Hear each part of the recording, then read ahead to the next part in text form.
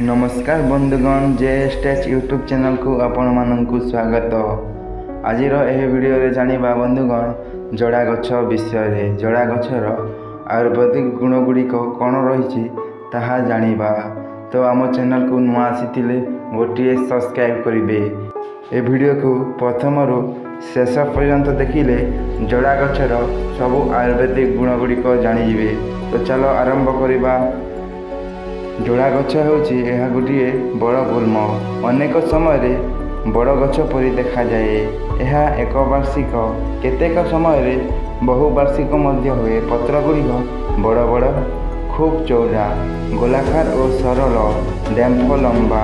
पत्रटी 7टी बा 9टी पाली रे विभक्त धार दंतुरित। फूल गुड़िक असीम स्तबक थाए।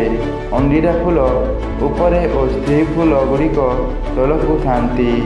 फूल साधारणतः एक लिंगी केतेक स्थल उभय लिंगी मध्य होइथांती। फल गुड़िक कंटकित स्तूतक जातीय अटंती। यह 3 भाग बा 6 भाग विभक्त हैला परी था दिसे। एही मंजीरू तेल बाहरे। तेल बहलिया औषधि रे यार व्यवहार अच्छी। यही गछ चाष जमी धार रे लगा होई थाए। केतेक समय रे यही गछ अगछा भाव रे मध्य बढ़े। तेबे आजिकाली यह चाष करा जाउछि। एही मंजीर तेल नाना व्यवहार रे लागुछि। एबे जानिबा बंधुगण जड़ा गछर औषधीय गुण। जड़ा तेल जंत्रपाति रे व्यवहार करा जाए और मुंडरे लगा जाए।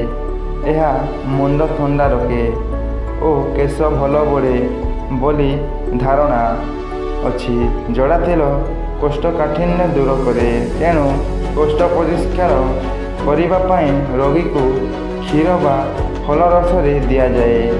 यह बहुकाल चली आसीअछि।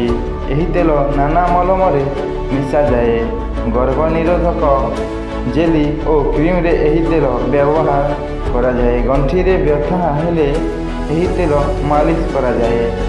आदिवासी माने यार कौलिया पत्र को कष्ट परिष्कार भावे व्यवहार करती। तो आज एतिकी बंधुगण आम वीडियोटी भल लगी निहाती भावे लाइक और शेयर और कमेंट करेंगे।